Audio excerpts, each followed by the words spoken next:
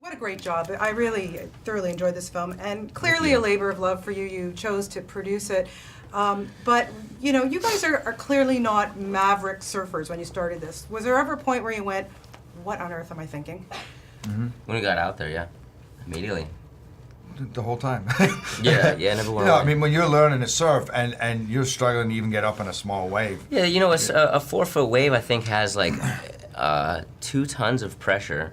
A 4-foot wave, you know, once broken. So, I mean, obviously it's water, and it's not like a car, but like it's the same idea in terms of like the jolt, you know. Yeah, but a 30-foot wave? A 30-foot wave is a... And wait, but then there's the 30-foot Mavericks wave, which is an entirely different thing in itself. Yeah.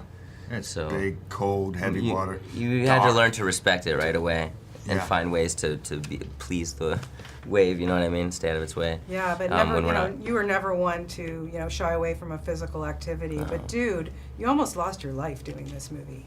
Yeah. What on earth, were you thinking after, does something like that change your life? It did actually. You know, it did, and actually I have no regrets about. I just think I do really think that I'm lucky, and in fact that a lot of our story is about the difference between fear and panic. Yeah. And I had been having these discussions, especially with our second unit director, who kept saying, "You panic out there, you die." And suddenly I'm under, and I'm like, "This is crazy. This is everything that I've been talking about, telling this kid." And all I wanted to do was scream, "Go!" Because it went on and on and on. I'm like, I gotta breathe.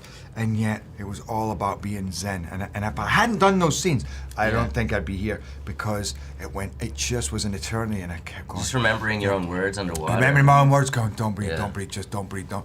And the water was going in, even though I wasn't breathing, the water kept forcing itself in. Wow. Why is this water going in? It just kept going in, but at the same time. What happens is that pressure, the water pressure, you basically go from the top of the water surface to 30 to 50 feet down within seconds. And then what it also does, you can take a deep breath if you want, but that thing is gonna push it out of you. So, if you ever let your air out, you're sink, and you basically have a fourth of the time that you are able to hold your breath, third of the oxygen. And you're full of, and then of course, and then the water goes, and it actually goes into your lungs, and then you're in big trouble. And I'd lost my board as well, because I kept thinking, why am I not, I feel like I should be starting to come up now. But I felt like I was just free floating and spinning and spinning.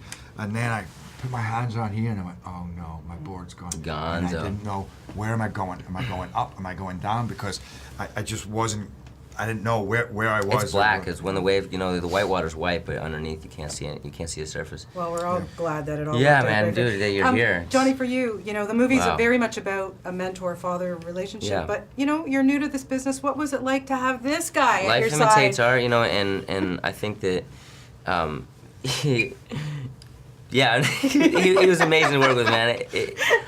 I think that he's blushing. Come on, get him to blush. I think more watching him, as opposed to the relationship with Jay and where it was very verbal. I think on set I absorbed the most from him by watching him and being across from him, and really seeing that he's selfless, and you have to have the other person be selfless and open in order for anything to work.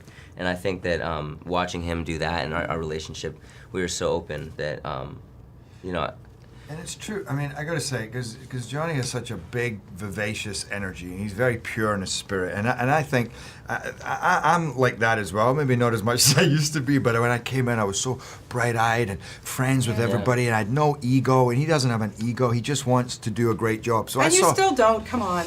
Okay. Well, anyway, I saw a lot of me and him and me. And yeah, absolutely. And I think that's very like the movie as well, is when is Frosty, what he sees in Jay, even though Jay's making him crazy, but he does go, this kid reminds me of me. He had that thing, that thing inside him, that insanity, and yet that intelligence and that genius. Yeah, and the dark side that he turned into a very powerful thing.